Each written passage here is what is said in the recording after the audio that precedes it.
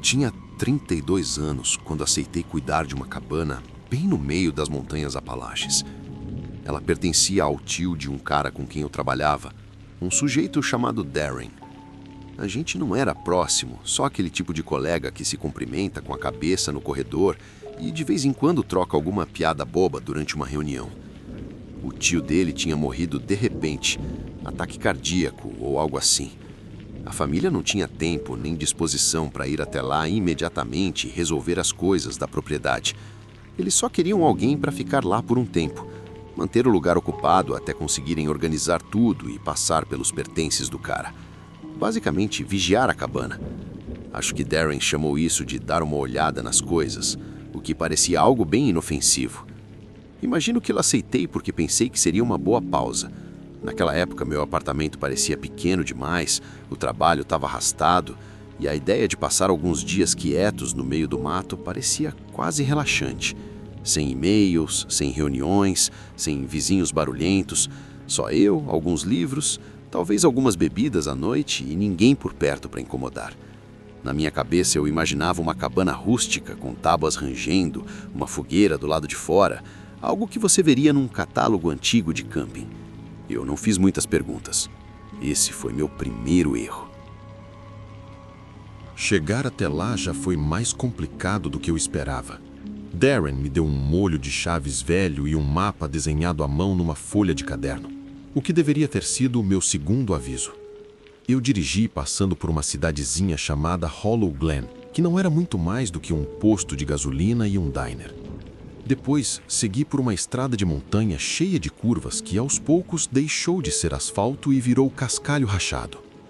O último trecho era tão íngreme que meu carro simplesmente não conseguiu continuar. Tive que estacionar numa curva onde a estrada ficava estreita demais para meu gosto e fazer o último meio quilômetro a pé. A trilha era quase toda subida, escorregadia em alguns pontos por causa do musgo e tão coberta pelas árvores que parecia estar sempre no crepúsculo. Mesmo sendo pouco depois do meio-dia, eu não ouvi um único pássaro durante todo o caminho. Só o som das minhas botas esmagando o chão úmido e o farfalhar das folhas quando eu esbarrava nelas. A primeira vez que vi a cabana me fez parar no meio da trilha. Parecia que ela tinha crescido ali em vez de ter sido construída, como se alguém tivesse convencido a floresta a cuspir uma casa. Era de um andar só, com a varanda afundando de um lado. Todas as janelas estavam cobertas, algumas com venezianas pregadas, outras com tábuas grossas e tortas. A madeira tinha aquele tom cinza cansado que você vê em celeiros antigos, aquele tipo de madeira ressecada que parece quase macia ao toque. Não havia caminho levando até a porta, apenas degraus irregulares de pedra que em alguns pontos já tinham sido engolidos pela terra. Por dentro era silencioso, pesadamente silencioso, se é que isso faz sentido. O ar parecia carregado com um tipo de quietude que fazia os ouvidos zumbirem. O cheiro era de poeira com um leve gosto metálico, como se alguém tivesse deixado uma caixa de pregos aberta por tempo demais. Havia um fogão enferrujado num canto, uma cama de campanha com um colchão todo deformado no outro e prateleiras ao longo da parede do fundo cheias de potes antigos. Alguns estavam turvos, outros pareciam ter guardado geleia ou pêssegos ou sabe-se lá o quê, agora transformados numa massa estranha flutuando dentro do vidro. Eu dei uma volta pela cabana esperando encontrar algum ninho de roedores, mas surpreendentemente estava tudo intacto. Nada de fezes, nada de ninhos, nenhum sinal de animais. As portas estavam trancadas, as janelas seladas. Realmente seladas.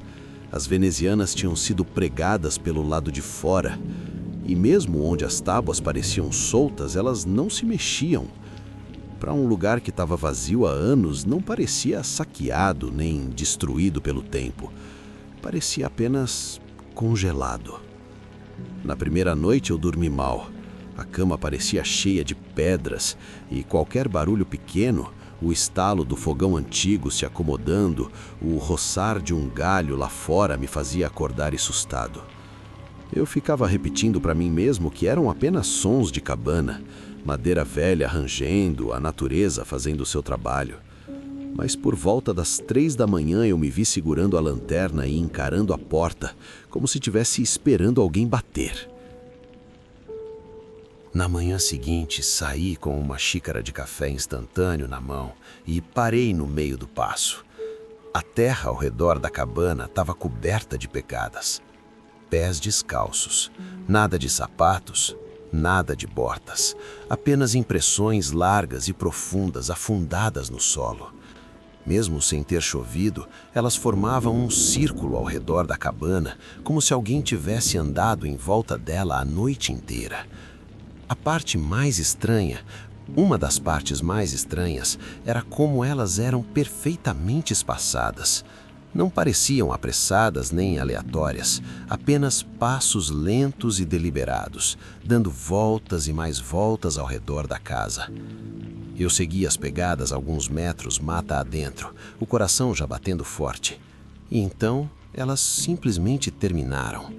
Não havia terra espalhada, não havia trilha sumindo no mato, apenas uma última pegada e nada depois dela. Como se alguém tivesse dado um passo e desaparecido no meio do movimento. Eu fiquei parado ali mais tempo do que devia, tentando entender aquilo. Disse a mim mesmo que deviam ser pegadas antigas, talvez tivessem secado de forma estranha ou algum animal tivesse deixado marcas parecidas com pés humanos. Mas no fundo, eu sabia que eram recentes. O chão estava macio, mas não enlamedado, e a profundidade das marcas não mentia. Naquela noite, tranquei as portas e arrastei o fogão para perto da porta dos fundos, só para me sentir um pouco mais seguro. Acordei com o rangido das tábuas da varanda. Um peso lento e cuidadoso pressionando a madeira, como alguém mudando o peso de um pé para o outro. Não era rápido nem aleatório. Era o mesmo ritmo deliberado que eu tinha visto nas pegadas. Eu me sentei na cama segurando a lanterna com tanta força que meus dedos doíam. Nenhuma batida na porta, nenhuma voz. Apenas o rangido. E depois, silêncio. Depois de um tempo, criei coragem. Fui até a porta, abri só uma fresta e apontei a lanterna para fora. Nada. Apenas as mesmas tábuas tortas e a encosta da colina. Mas no feixe da luz, eu vi novas pegadas, perfeitamente sobrepostas às antigas. Essa foi a segunda noite. No terceiro dia foi quando as coisas dentro da cabana começaram a mudar. Quando voltei de uma pequena caminhada, eu não estava exatamente com vontade de explorar muito, percebi que o zíper da minha bolsa tinha sido aberto. Não totalmente, apenas o suficiente para ver a ponta de uma camisa dobrada saindo. Só que a camisa não estava mais dobrada, estava estendida sobre uma cadeira perto do fogão, como se alguém tivesse segurado ela no ar e depois colocado ali com cuidado. A cadeira também tinha mudado de lugar. Antes estava encaixada debaixo da mesa e agora estava virada, apontando diretamente para a cama onde eu dormia. Eu fiquei encarando aquilo por 1 minuto inteiro, tentando me convencer de que eu mesmo tinha feito aquilo e simplesmente esquecido. Mas eu não tinha. Eu sabia que não tinha. Foi então que vi o pote. Um dos potes turvos da prateleira estava no meio do chão, perfeitamente centralizado, como se alguém o tivesse colocado ali com atenção. Eu o peguei com as mãos tremendo e suadas e o devolvi à prateleira. Arrumei a cadeira, dobrei a camisa de novo, fechei o zíper da bolsa, mas aquela sensação não foi embora.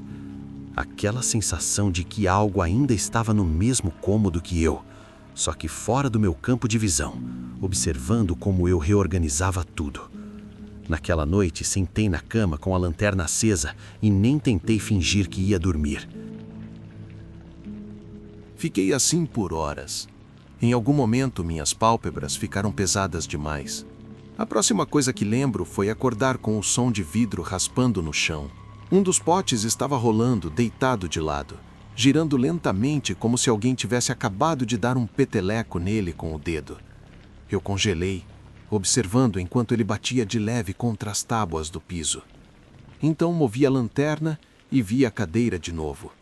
Ela tinha se aproximado um pouco mais daquela vez. Apenas alguns centímetros, mas o suficiente para perceber. Ainda virada para a cama, ainda virada para mim. As portas estavam trancadas, as janelas seladas. Ninguém tinha entrado, nada tinha sido aberto, e mesmo assim, aquilo estava acontecendo. Aquela lenta reorganização, como se a cabana estivesse sendo arrumada e eu fosse a única coisa fora do lugar. A pressão dentro do cômodo ficou insuportável. Não parecia ar ou calor, parecia a tensão, como se as paredes estivessem focadas em mim. Eu sentia aquilo na garganta, pesado, silencioso, atento. Eu fui embora. Enfiei tudo dentro da bolsa, sem nem conferir o que estava pegando. Não devolvi o pote à prateleira. Não arrumei a cadeira. Deixei a porta balançando aberta e nem olhei para a varanda. Caminhei direto para dentro da floresta. Lanterna numa mão, bolsa no ombro, botas escorregando nas raízes molhadas. Não parei quando ouvi o mato estalar ao meu lado. Não me virei quando algo, não era o vento, se moveu logo além do alcance da lanterna. Eu só voltei a respirar quando vi o brilho do meu carro entre as árvores e consegui finalmente colocar a chave na ignição na terceira tentativa. Eu dirigi. Não olhei para trás. Continuei dirigindo até voltar a ver outros carros na estrada, até os postos de gasolina parecerem normais de novo, e o céu parar de parecer que estava pressionando sobre mim. Torne-se membro do canal e tenha acesso antecipado aos vídeos. Não se arrependerá.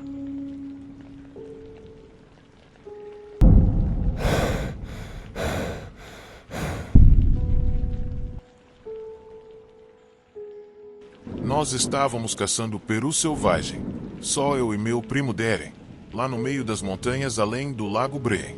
Você provavelmente nunca ouviu falar desse lugar. A maioria das pessoas nunca ouviu. É daqueles lugares onde, depois de um tempo, todas as árvores começam a parecer iguais e o sinal de celular desaparece quando você ainda está subindo a velha estrada de extração de madeira.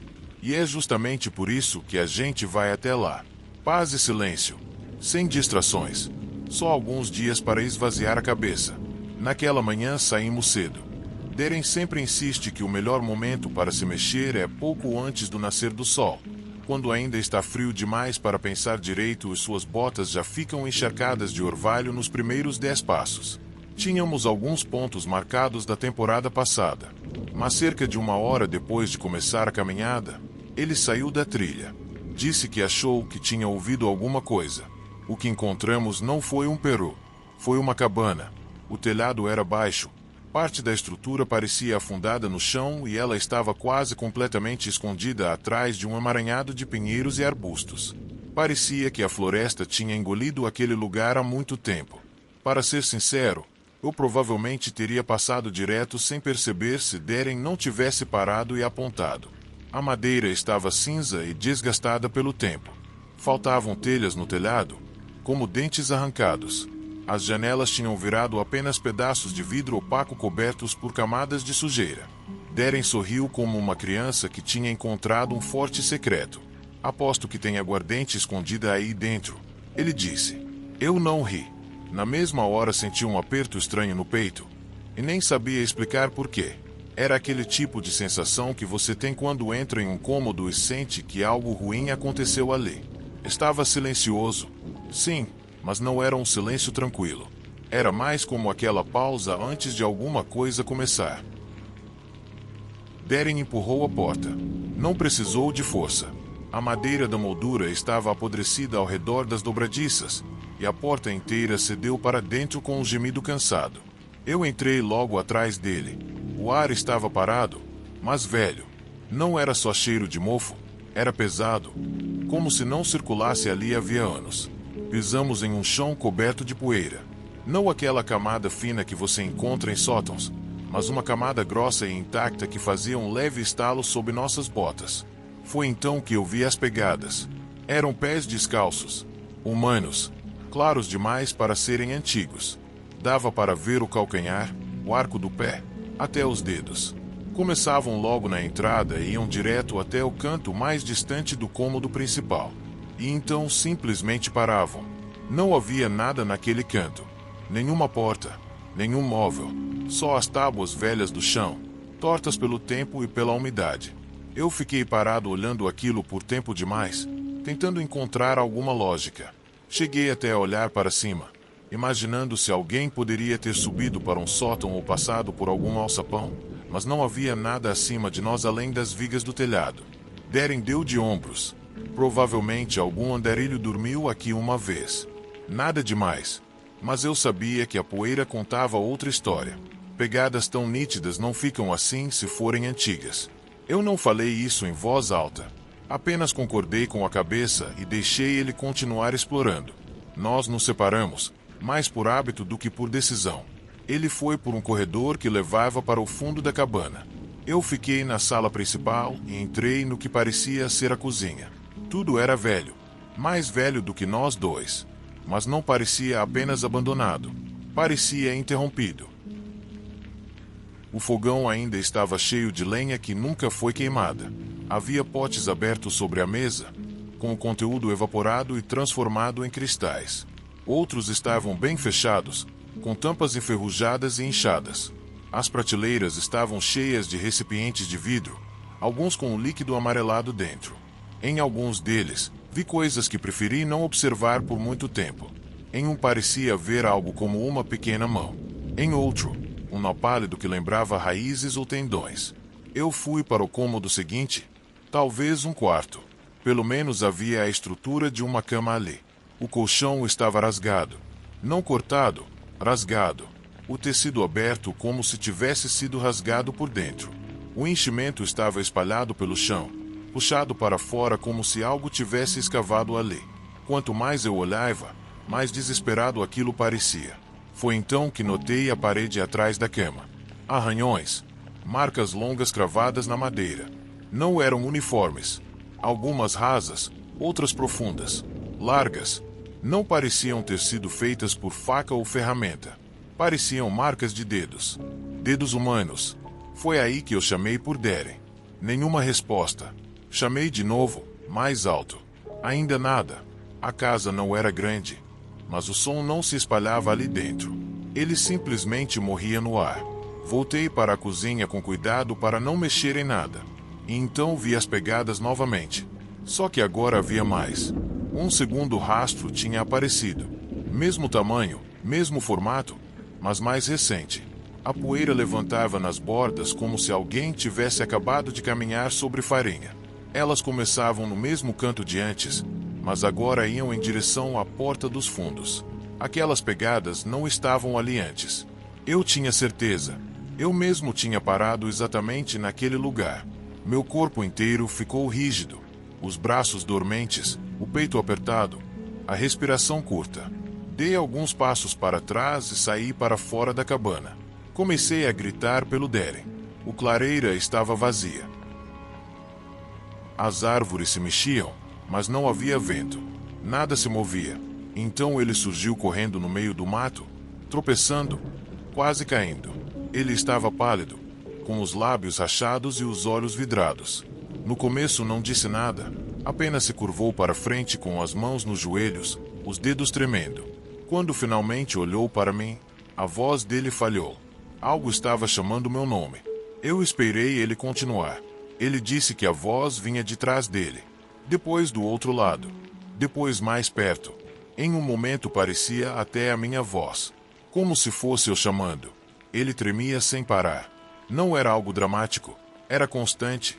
Como se o corpo dele não conseguisse desligar aquilo. Eu contei sobre as pegadas. Ele nem perguntou como eram. Nem olhou para a cabana. Apenas assentiu uma vez e começamos a caminhar. Não corremos. Não falamos. Apenas seguimos andando em silêncio, como se estivéssemos tentando não acordar alguma coisa. Cada galho quebrando nos fazia estremecer. O ar parecia mais pesado quanto mais nos afastávamos, como se quisesse nos manter ali. Levou quase 1 hora até chegarmos ao caminhão. Quando vimos, eu quase ri de alívio. Darren entrou primeiro e girou a chave. O motor rugiu alto, estranho depois de tanto silêncio. Eu entrei também, mas não fechei a porta imediatamente. Eu estava olhando para a linha das árvores. Não sei explicar porquê, mas eu esperava ver alguma coisa ali. Não uma pessoa, não um movimento, apenas uma forma, um contorno, mas não havia nada. Mesmo assim, eu não conseguia tirar da cabeça a sensação de que não devíamos ter encontrado aquele lugar, que nós não o encontramos por acaso. Ele estava esperando. Voltamos para a cidade sem dizer uma palavra. Em certo momento, Darren ligou o rádio, mas só saiu um chiado de estática até ele desligar de novo. Quando chegamos, nem tiramos os equipamentos do carro. Apenas ficamos sentados na sala da casa dele bebendo cerveja quente e falando pouco. Naquela noite eu não dormi. Fiquei pensando nas pegadas, em como eram nítidas, em como pareciam recentes. Como se algo tivesse saído daquele canto enquanto nós dois ainda estávamos dentro da cabana. Nós nunca contamos isso para ninguém. Não de verdade. Quando os amigos perguntavam se tínhamos conseguido caçar alguma coisa, apenas dizíamos que não. Nós dois paramos de caçar por um tempo. Darren se mudou para 2 cidades de distância. Disse que precisava de novos ares. Eu não insisti.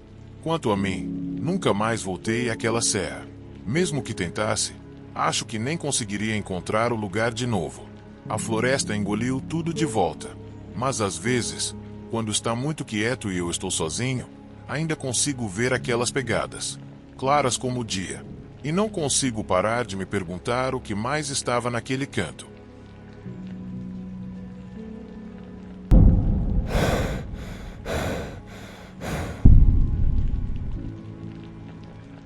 A cabana estava abandonada havia anos, mas mesmo assim eu resolvi ficar lá.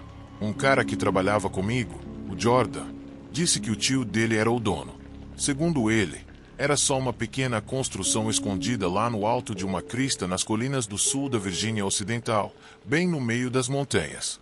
Eu poderia usar o lugar de graça, desde que não me importasse com a viagem até lá. Ele fez parecer um favor, mas acho que na verdade ele só queria que outra pessoa fosse primeiro. Eu disse que não me importava com a distância. E realmente não me importava. Eu estava entre um apartamento e outro e precisava de um lugar barato para ficar enquanto resolvia minha vida. Mais do que isso, eu queria silêncio. Aquele tipo de silêncio que você não consegue comprar numa cidade, não importa o quanto pague de aluguel. O tipo de silêncio que só existe quando não há sinal de celular, não há vizinhos, não há o barulho constante de rodovias. Só árvores, terra e tempo. Chegar até lá era sempre a mesma coisa. A viagem desde a cidade levava pouco mais de 2 horas. A maior parte por estradas cheias de curvas que ficavam cada vez mais estreitas quanto mais fundo eu entrava. Os guardrails desapareciam. Postos de gasolina ficavam cada vez mais raros e estranhos. O último trecho, aquele que subia até a crista da montanha, era praticamente vertical. Curvas fechadas em zigue-zague, acostamentos macios, curvas cegas onde tudo o que você podia fazer era torcer para que ninguém estivesse descendo em alta velocidade no sentido contrário. Lembro de me inclinar para frente no banco, como se isso ajudasse o carro a vencer a subida. Quando eu finalmente estacionava, meus ouvidos estalavam por causa da altitude. Sempre parecia que as árvores tinham engolido o céu. A floresta lá em cima era densa, quase sufocante. As árvores se inclinavam sobre a estrada, bloqueando tanta luz que mesmo ao meio-dia tudo parecia início da noite. Era o tipo de lugar onde você nunca enxergava longe, apenas alguns metros à frente. A cabana em si não era grande coisa. Um único cômodo principal com um fogão a lenha, uma pequena cozinha encaixada num canto e um corredor estreito que terminava em um quarto. A estrutura inteira pendia levemente para um lado, como se tivesse desistido de lutar contra a gravidade anos atrás e agora só estivesse esperando alguém perceber. A varanda rangia quando eu pisava nela, alto o suficiente para arrepiar minha pele na primeira vez. Mas por dentro o piso era firme, seco, silencioso, cheirava a poeira e madeira antiga. Não exatamente mofo, mas algo impregnado, como se as vigas tivessem absorvido décadas de seiva de pinheiro e fumaça e ainda estivessem soltando aquilo lentamente.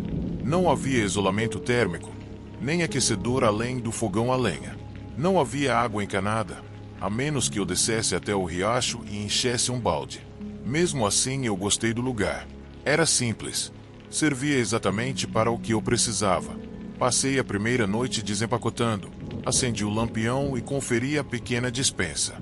Tinha algumas coisas básicas, fósforos, feijão enlatado e um café instantâneo de qualidade duvidosa. Fiz uma anotação mental para trazer suprimentos melhores da próxima vez, se pensei em descer até a cidade em alguns dias. Não havia sinal nenhum na cabana, nem um traço sequer. Tudo funcionava mais devagar, sem distrações, sem mensagens, apenas o que você decidisse fazer naquele dia. Foi naquela primeira noite que percebi as janelas. Quando cheguei, eu tinha contado 4. 2 na frente da cabana, uma na lateral e uma no quarto. Eu me lembro de contar do lado de fora porque uma delas tinha um vidro rachado que eu pretendia consertar com fita. Mas depois, caminhando pela cabana, algo pareceu errado. O cômodo principal tinha 3 janelas, não 2. A cozinha também tinha uma. Aquilo não fazia sentido porque aquela parede dava para uma encosta íngreme que praticamente encostava na cabana. Não havia espaço algum para uma janela ali. Saí e caminhei ao redor da cabana novamente, tentando combinar o que tinha visto por dentro com o que via por fora. Não batia. Dei 2 voltas completas, mais devagar na segunda, achando que talvez eu tivesse deixado passar alguma coisa. Mas não. Por fora, a cabana tinha 4 janelas. Por dentro, tinha 5. Fiquei ali parado por um bom tempo, provavelmente mais do que deveria, encarando o revestimento de madeira e tentando encontrar o contorno daquela janela extra. Convenci a mim mesmo de que era apenas um problema de construção. Madeira empenada. Talvez a divisão interna fosse estranha e a janela parecesse estar em outro lugar. Eu estava cansado. Talvez tivesse contado errado. De qualquer forma, deixei aquilo de lado. Os dias seguintes passaram relativamente tranquilos, mas pequenas coisas começaram a mudar. Eu deixava o lampião perto do fogão. Depois encontrava ele no parapeito da janela. Uma vez deixei meu livro aberto no braço da cadeira. 1 hora depois ele estava fechado, colocado cuidadosamente sobre a mesa. Uma manhã encontrei minha escova de dentes com as cerdas dobradas para trás, como se alguém tivesse usado o lado errado. As facas na gaveta continuavam mudando de posição. Toda vez que eu abria, as lâminas estavam apontando para uma direção diferente. Nada grande, nada óbvio, só o suficiente para me fazer parar e olhar fixamente. Eu continuava dizendo a mim mesmo que estava cansado, que era fácil esquecer onde colocava as coisas quando se estava sozinho no meio da floresta e sem uma rotina definida. Mas toda vez que eu percebia algo fora do lugar, meu corpo ficava tenso antes mesmo de minha mente processar, como se meus nervos detectassem primeiro. Comecei a andar mais devagar pela cabana, conferindo tudo 2 vezes, bloqueando a porta do quarto à noite, mesmo sabendo que eu era a única pessoa ali. Certa manhã encontrei um pássaro morto dentro da cabana. Pequeno, marrom, encolhido no chão perto da janela quebrada. Sem sangue, sem vidro quebrado, sem sinal de como entrou. Parecia apenas ter deitado e parado de se mover. Eu o enterrei atrás da cabana usando uma colher da cozinha. Não sei porquê, apenas pareceu errado jogá-lo na floresta. Na segunda semana, as coisas pararam de ser sutis. Voltei do riacho numa tarde com um balde de água e quase o deixei cair quando entrei na cabana. Havia uma porta pregada na parede oposta do cômodo principal. Não era uma tábua solta nem uma escotilha. Era uma porta de verdade, velha e lascada, encaixada nos troncos da parede com dobradiças de metal grossas. Alguém tinha pregado tábuas atravessadas nela, tortas e sobrepostas, como se tivesse tentado selar aquilo com pressa. Parecia estar ali há anos. Só que eu já tinha passado por aquela parede dezenas de vezes. Já tinha encostado nela. Sempre foi sólida. Nunca houve porta alguma. Eu não me movi. Apenas fiquei olhando. Por um momento pensei ouvir algo fraco do outro lado. Um arranhão suave e repetido, como unhas raspando madeira. Mas talvez fosse apenas o som do meu próprio coração. Pisquei uma vez e a porta desapareceu. A parede voltou a ser apenas troncos de madeira. Sem emendas, sem dobradiças, sem marcas das tábuas. Nada. Recuei para fora do cômodo e fiquei parado na entrada da cozinha esperando que ela voltasse. Não voltou. Naquela noite nem tentei dormir no quarto. Arrastei a cadeira para a cozinha e fiquei sentado com o lampião aceso, virando as mesmas 3 páginas de um livro sem realmente ler. Por volta das 3 da manhã acabei cochilando. Acordei com o som de móveis arrastando. Era alto, madeira raspando em madeira, cadeiras sendo puxadas pelo chão. Levantei de um salto, com o coração disparado, e olhei para a sala principal. Tudo tinha sido movido. A mesa, as cadeiras, a prateleira onde eu guardava comida. Tudo estava arrumado em um círculo perfeito no meio do cômodo. E no centro do círculo estavam minhas botas, em pé, viradas exatamente para a parede onde a porta tinha aparecido. Eu não toquei nelas. Apenas peguei as botas e as levei para fora, deixando perto da fogueira. Quando voltei para dentro, elas já estavam de volta ao círculo. Na mesma posição, no mesmo ângulo, como se eu nunca tivesse tirado dali. Empurrei os móveis de volta para o lugar, enfiei as botas no armário e sentei no chão encostado no fogão a lenha até o céu começar a clarear. Não cheguei perto das janelas. Na manhã seguinte decidi que já tinha tido o suficiente. Arrumei tudo. Comida, livros, meias extras. Até levei o café ruim. Estava pronto para ir embora antes mesmo do sol nascer completamente. Mas a trilha até meu carro não se comportou como sempre. Normalmente levava 10 minutos. Eu já tinha feito aquele caminho tantas vezes que sabia de cor. Naquele dia ela se estendeu, se torceu, voltou sobre si mesma como se eu estivesse andando em círculos. Eu reconhecia as mesmas árvores repetidas. As curvas dobravam. Outras novas apareciam onde antes não existiam. A floresta parecia mais próxima, mais pesada, como se estivesse se inclinando sobre mim. Quando finalmente cheguei ao carro, estava encharcado de suor e ofegante. Meu relógio dizia que eu tinha caminhado quase 40 minutos. No posto de gasolina em Harper Ridge, o caixa me encarou por tempo demais antes de perguntar se eu estava doente. Eu disse que não, mesmo com a camisa grudada nas costas e a garganta ardendo. Eu deveria ter continuado dirigindo. Deveria ter colocado 3 estados entre mim e aquela montanha. Mas voltei uma última vez. Disse a mim mesmo que tinha esquecido algo importante. Um carregador, um livro, qualquer coisa. Mas acho que só queria ver se aquilo ainda era real. Cheguei lá logo depois de escurecer. A cabana parecia a mesma por fora, ainda torta, ainda afundada para um lado. Minha mochila estava perto da porta, fechada. Destranquei a porta e entrei.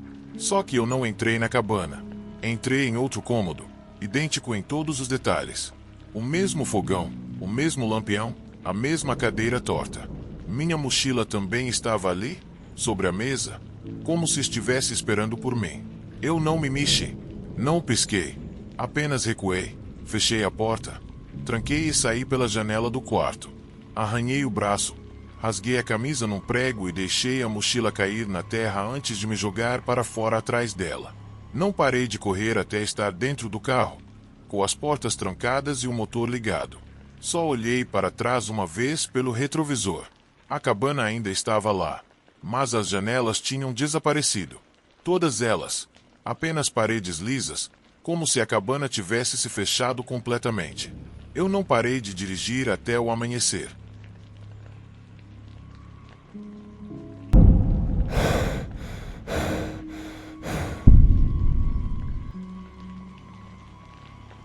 O anúncio que eu encontrei na internet era vago a ponto de parecer suspeito.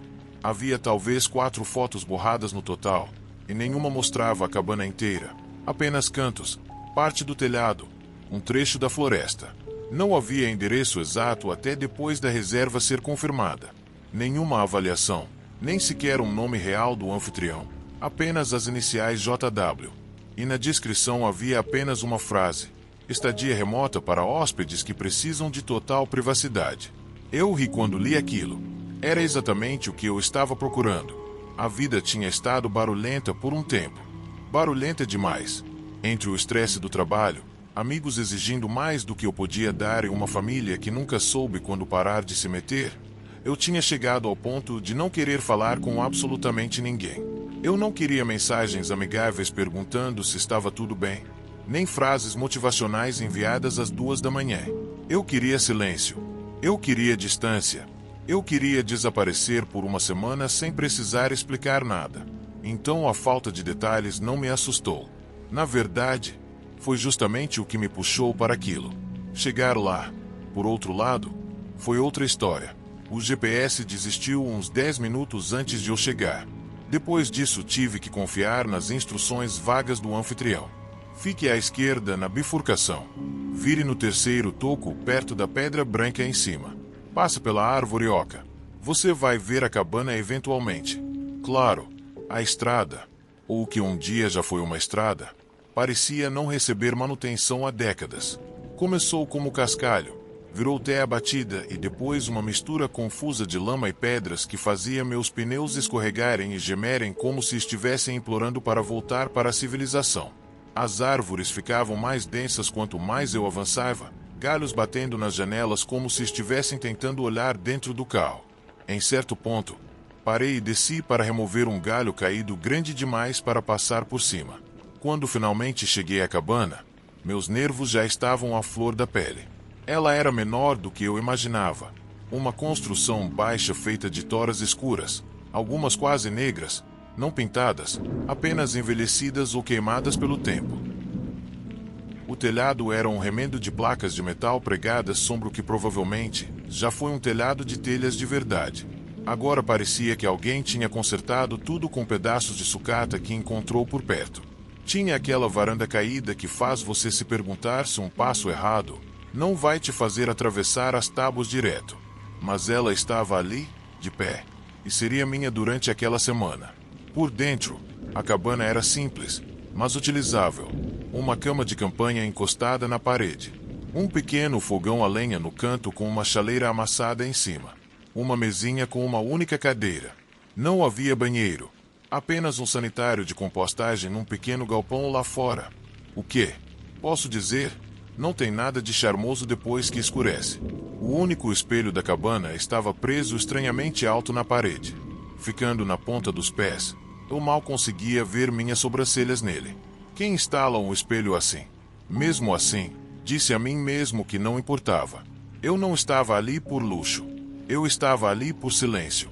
Pela primeira vez em muito tempo, eu não precisava dar satisfação a ninguém. O primeiro dia foi tranquilo da melhor maneira possível. Cortei um pouco de lenha, acendi o fogão, esquentei uma lata de chile e abri um livro que eu não tocava havia meses.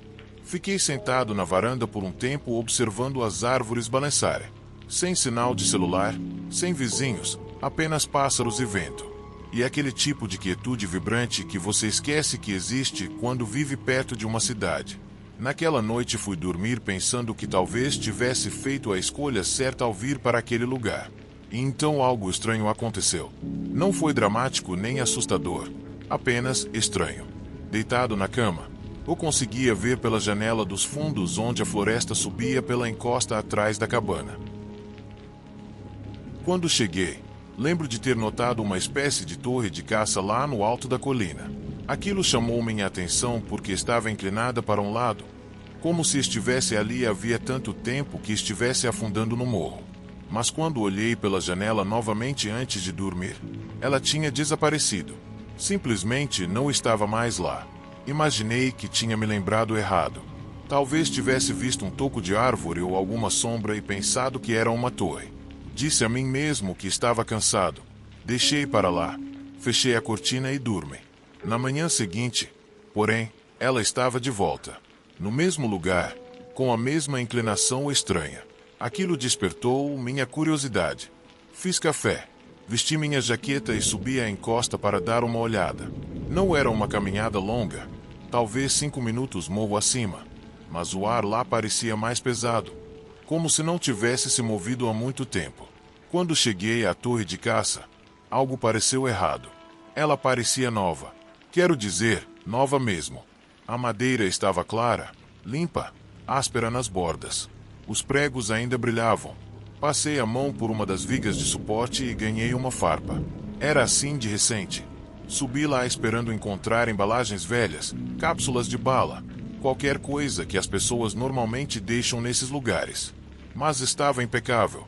Sem lixo, sem pegadas, sem nada. Como se ninguém jamais tivesse usado aquilo. Aquilo ficou na minha cabeça o resto do dia. Naquela noite, enquanto a chaleira esquentava, olhei novamente pela janela dos fundos e congelei. Havia outra torre mais abaixo na encosta dessa vez. Mais perto, menor, e esta estava apontada diretamente para a cabana. Coloquei a caneca na mesa rápido e me afastei da janela. Minhas mãos já não estavam mais firmes. No terceiro dia, eu nem tentei fingir que estava tudo normal. Toda vez que eu olhava para fora parecia haver mais daquelas torres. Não muitas de uma vez, mas o suficiente para perceber se você prestasse atenção. Elas estavam formando um caminho. Não um caminho reto, mas uma linha torta em zigue-zague em direção à cabana. Sempre mais perto, sempre apontadas para frente. Ao pôr do sol, a mais próxima estava a uns 6 metros de distância. Naquela noite eu não dormi. Fiquei sentado perto da janela com as luzes apagadas apenas observando. As torres não se moviam, mas mudavam. A madeira nova começava a ficar acinzentada. Os pregos escureciam. Musgo começava a crescer nas bordas como veias se espalhando devagar. Elas pareciam ter décadas de idade, velhas, desgastadas e pacientes. Mas nunca desmoronavam. Nunca inclinavam mais. Apenas esperavam. No quarto dia quase não comi. Parei de olhar o relógio.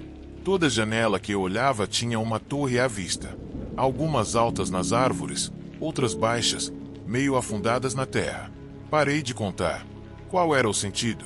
Na manhã do quinto dia abri a porta da frente e quase pisei em um feixe de lenha cortada, empilhada com cuidado, amarrada com barbante, encostada na parede como um presente. Eu não tocava no machado desde o primeiro dia. Nem lembro direito de pegar minhas coisas. Só flashes, enfiando roupas na mochila, derrubando o galão de água, pegando as chaves no prego ao lado da porta. Meu coração não desacelerava. Meus braços pareciam não ser meus. O carro ligou na primeira tentativa. Só isso já pareceu um milagre. Então o rádio ligou sozinho. Eu não tinha tocado nele uma única vez desde que cheguei. O aparelho começou a chiar com o estático tão alto que fazia os alto-falantes tremerem. Estendi a mão para desligar e foi aí que ouvi uma voz baixa, clara, como se alguém estivesse sentado no banco do passageiro se inclinando para perto de mim. Uma única palavra, Rony. Eu não olhei para os espelhos. Não olhei pelas janelas. Apenas dirigi. A estrada parecia ainda mais estreita na volta. Árvores próximas demais. Galhos raspando nas laterais do carro como unhas. Não lembro quantas curvas fiz. Só continuei dirigindo até ver asfalto novamente. Quando cheguei ao primeiro posto de gasolina, nem reduzi direito. Entrei no estacionamento de qualquer jeito. Parei atravessado e saltei do carro. O atendente dentro da loja mal levantou os olhos quando entrei. Entreguei as chaves para ele e disse: "Quer um carro? Pode ficar." Depois eu saí andando. E continuei andando. Nunca mais voltei naquele anúncio. Nunca tentei recuperar o dinheiro da reserva.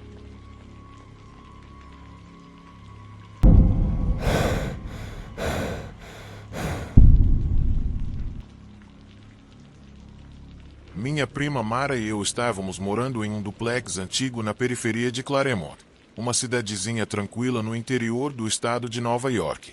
Ela tinha acabado de sair de um divórcio complicado, e eu precisava de um lugar barato para ficar enquanto fazia turnos da madrugada em um supermercado. Então dividimos o aluguel e nos mudamos juntos. O apartamento estava vazio havia mais de um ano antes de pegarmos ele. O proprietário, um cara chamado Sr. Hartley, disse que o último inquilino começou a agir de forma estranha e simplesmente foi embora sem dar explicação. Eu trabalhava à noite repondo mercadorias nas prateleiras, então normalmente chegava em casa por volta de 1 ou 2 da manhã. Quando não estava trabalhando, meu horário era meio bagunçado. Eu lia, dobrava roupas, assistia televisão até cair de sono. Naquela noite devia ser por volta das 3 da manhã. Eu estava no sofá dobrando uma pilha de roupas quando percebi que a porta do porão estava aberta. Eu sempre deixava aquela porta fechada. Ela rangia alto quando se movia e o ar que vinha lá de baixo tinha um cheiro estranho, mofado, meio metálico.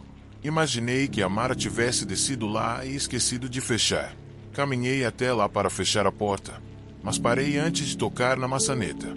A luz do corredor estava acesa, mas a escada parecia escura demais. Não dava para ver o fundo de jeito nenhum. Não era apenas sombra. Era como se a luz simplesmente desistisse no meio do caminho. Ficava só aquele espaço preto e morto onde deveriam estar os degraus.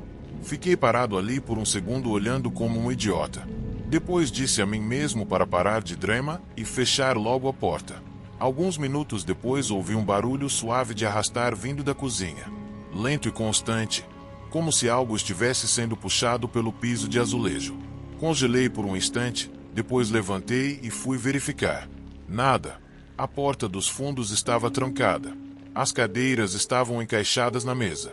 Tudo parecia normal. Cheguei até a abrir a geladeira achando que talvez o compressor tivesse feito um barulho estranho. Nada. Apenas o zumbido normal da geladeira.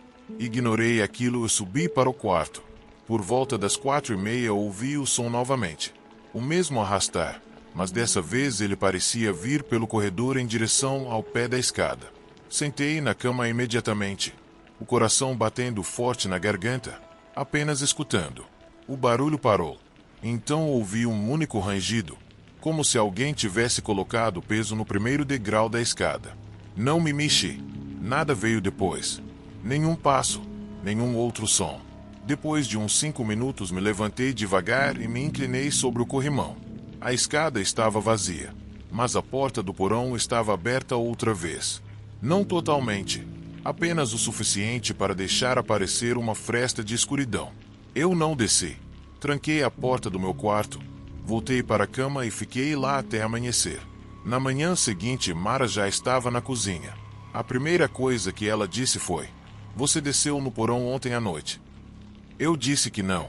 Ela falou que a porta do porão estava completamente aberta quando desceu para fazer café. Eu respondi que devia ter deixado entreaberta sem perceber. Ela me olhou de um jeito estranho, mas não insistiu. Nas 2 noites seguintes não aconteceu nada. Eu já estava começando a esquecer aquilo. Então um dia saí do trabalho mais tarde, perto das 2 da manhã, e voltei para casa com tudo silencioso. Mara já estava dormindo. Fiz um chá e sentei no sofá, folheando um livro. Foi quando ouvi a máquina de lavar apitar. Eu não tinha colocado roupa para lavar. Fui até a porta do porão. Ela estava fechada. Fiquei ali parado alguns segundos tentando decidir o quanto eu estava disposto a parecer idiota naquela noite. Então abri a porta devagar e acendi a luz. A lâmpada acendeu, mas no meio da escada percebi que a luz novamente não alcançava o fundo do porão. Era a mesma coisa de antes, aquela área morta onde a luz simplesmente não chegava. Continuei descendo com a mão no corrimão. O ar parecia ficar mais pesado quanto mais eu descia, e também mais frio. Quando cheguei embaixo, vi que a tampa da máquina de lavar estava aberta. Dentro havia uma das minhas camisas. Ela estava úmida, esticada e deformada, como se alguém tivesse segurado as 2 mangas e puxado com força em direções opostas. Eu nem tinha lavado aquela camisa ainda. Fechei a tampa da máquina, subi as escadas de costas, fechei a porta do porão e tranquei. Não dormi naquela noite.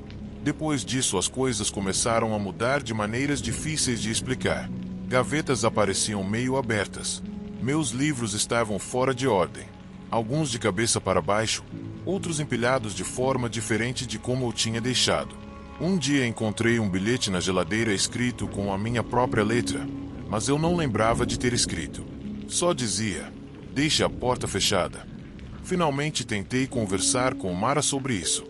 Toda vez que eu mencionava, ela ignorava. Dizia que casas antigas fazem barulhos, que estávamos cansados e que talvez um de nós tivesse esquecido algo. Até que uma noite encontrei ela sentada no meio da escada, olhando para a porta do porão. A porta estava fechada, mas ela parecia congelada, pálida, tensa, como se estivesse segurando a respiração havia muito tempo. Perguntei o que tinha acontecido. Ela disse que ouviu alguém se movendo debaixo do quarto dela. Não exatamente andando, mas como circulando, arrastando um dos pés como alguém mancando. Ela achou que era eu, até perceber que meu carro não estava na garagem. Eu disse que iria chamar alguém, talvez um padre. Ela pediu para não fazer isso. Não piora as coisas. Ela disse. Foi a primeira vez que admitiu que também vinha vendo coisas. Depois disso fizemos um acordo silencioso. Ninguém descia no porão depois de escurecer. Isso durou cerca de uma semana. Uma noite cheguei tarde em casa e encontrei Mara parada na porta aberta do porão. A luz estava apagada. Ela estava simplesmente ali olhando para a escuridão como se estivesse esperando algo. Chamei o nome dela. Nada. Toquei no ombro dela e ela se assustou tanto que quase caiu. O corpo inteiro tremia. Ela disse que não sabia há quanto tempo estava parada ali, que ouviu alguém chamando o nome dela e apenas seguiu o som. Subimos para o andar de cima. Ela chorou no meu quarto por quase uma hora. Na manhã seguinte, a luz do porão estava acesa novamente e a porta completamente aberta. Eu fechei, tranquei e encostei uma cadeira na maçaneta. Naquele dia fiquei em casa e procurei o contrato de aluguel. Não havia nada sobre mortes, nenhum histórico estranho, mas o contrato do último inquilino tinha uma lacuna estranha entre as datas de entrada e saída. Mais de 6 meses faltando. Liguei para o Sr. Hartley e perguntei sobre isso. Ele ficou em silêncio por alguns segundos e disse que o homem não estava bem e saiu sem avisar, sem deixar endereço. Naquela mesma tarde fizemos as malas e fomos ficar na casa da nossa tia em outra cidade. Só por alguns dias. Foi o que dissemos a nós mesmos. Antes de sair, voltei ao meu quarto para pegar algumas coisas no armário. Aquela camisa, a que estava esticada na máquina de lavar, estava dobrada perfeitamente na prateleira de cima, ainda úmida. Debaixo dela havia uma folha de papel que eu não reconheci. No topo estava escrito: Unidade C, registros de acesso ao porão. Havia datas, horários e nomes. Meu nome aparecia 3 vezes. A última linha dizia apenas: pendente. Saímos naquela mesma noite, levamos o que conseguimos carregar e não voltamos por mais de um mês. Quando finalmente voltamos foi apenas para nos mudar definitivamente. O Sr. Hartley não perguntou o motivo. Apenas assentiu com a cabeça e disse: Vocês não são os primeiros. Desde então eu não moro em lugar nenhum que tenha porão. Não importa o quão bom o lugar pareça.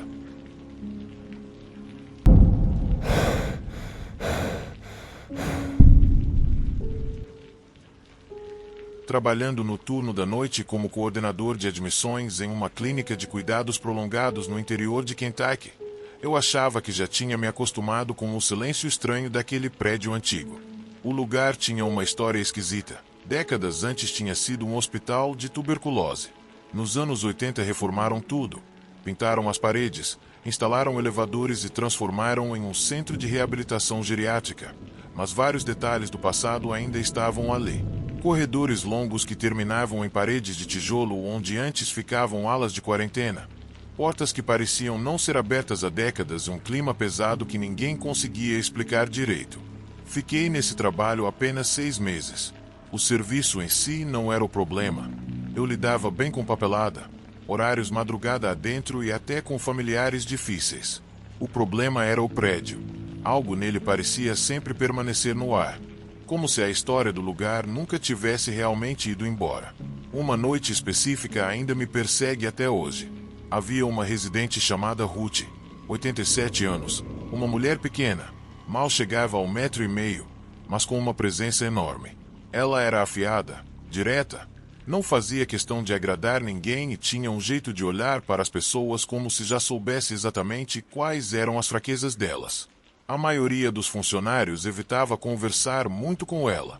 Não era agressiva, mas era desconfortável ficar perto dela por muito tempo. O marido dela, Elise, havia morrido no próprio hospital um ano antes de eu começar a trabalhar lá. Eles dividiram o mesmo quarto por quase 20 anos, até ele sofrer um derrame fatal.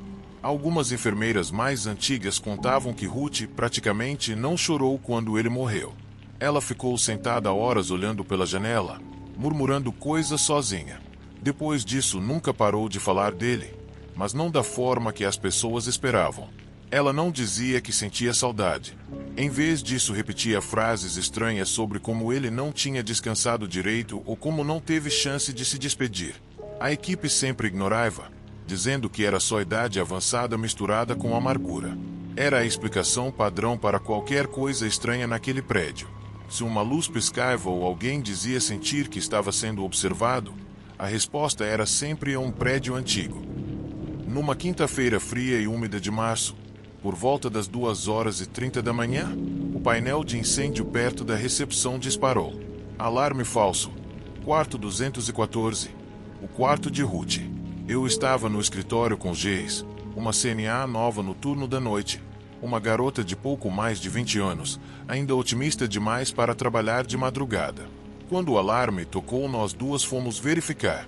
Aquilo acontecia com frequência, normalmente sensor defeituoso ou alguém aquecendo algo estranho no micro-ondas. O corredor estava silencioso. Só o som dos nossos passos e o zumbido das luzes fluorescentes. Antes mesmo de abrir a porta do quarto, algo parecia errado. Primeiro veio o cheiro. Fósforos queimados, fraco mas claro. Misturado com isso havia um perfume floral antigo, daqueles que lembram casas de avó ou lojas de antiguidade. Entramos devagar. Ruth estava sentada na cama, totalmente ereta, olhando fixamente para a poltrona reclinável no canto do quarto. Eu perguntei se estava tudo bem. Ela nem pescou, apenas disse calmamente: "Ele está aqui faz um tempo, só observando. Quer conversar?"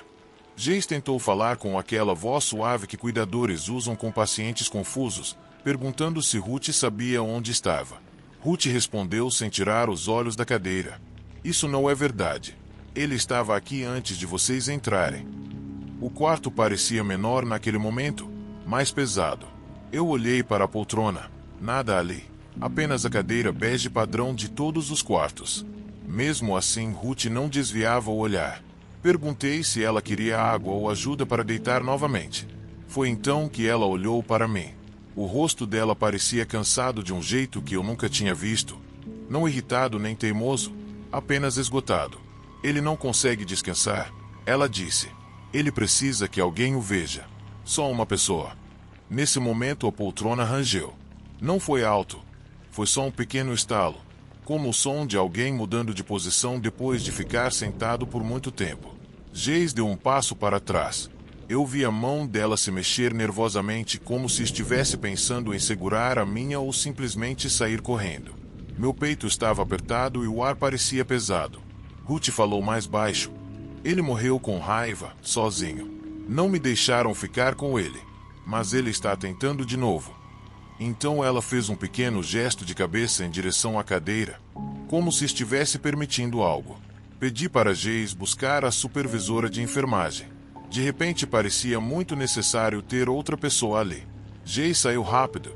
Eu me sentei na beirada da cama tentando pensar em algo racional para dizer. Sobre luto. Sobre como nossa mente cria imagens quando perdemos alguém. Antes que eu falasse qualquer coisa, Ruth sussurrou algo que nunca esqueci. Ele só queria um rosto. Só uma pessoa olhando para ele quando fosse embora. Então ela fechou os olhos. Coloquei a mão no ombro dela e chamei seu nome. Nada. Quando a enfermeira chegou, verificamos o pulso. Ruth havia morrido calmamente, sem dor aparente. No prontuário já constava insuficiência cardíaca congestiva, então do ponto de vista médico não foi surpresa. Mesmo assim, Geis se recusou a entrar novamente no quarto. Ficou no corredor, pálida, esfregando os braços. Depois que removeram o corpo, pediram para eu juntar os pertences dela. Quando voltei ao quarto, o silêncio era pesado e o cheiro de fumaça e perfume ainda estava no ar. Comecei a dobrar alguns suéteres e colocar numa caixa. Foi quando a poltrona rangeu de novo. O mesmo som suave. Olhei para ela. A cadeira se inclinou levemente para frente uma única vez, como se alguém tivesse acabado de levantar. Aquilo não deveria acontecer. Era uma daquelas poltronas médicas elétricas que só se movem com controle remoto. Fui verificar o cabo. Nem estava ligado na tomada. Fiquei parado olhando por alguns segundos. Depois saí do quarto devagar. Fechei a porta e nunca escrevi isso em relatório nenhum. 3 semanas depois colocaram uma nova residente no quarto 214. Uma mulher chamada Angela. Ela não durou nem uma noite ali. Pela manhã estava exigindo mudança de quarto, dizendo que um homem tinha ficado a noite inteira em pé ao lado da poltrona, sem pescar, sem falar nada, apenas olhando para ela. Depois disso, transformaram o quarto em depósito. Ninguém mais quis ficar ali. E a cadeira ainda está lá dentro.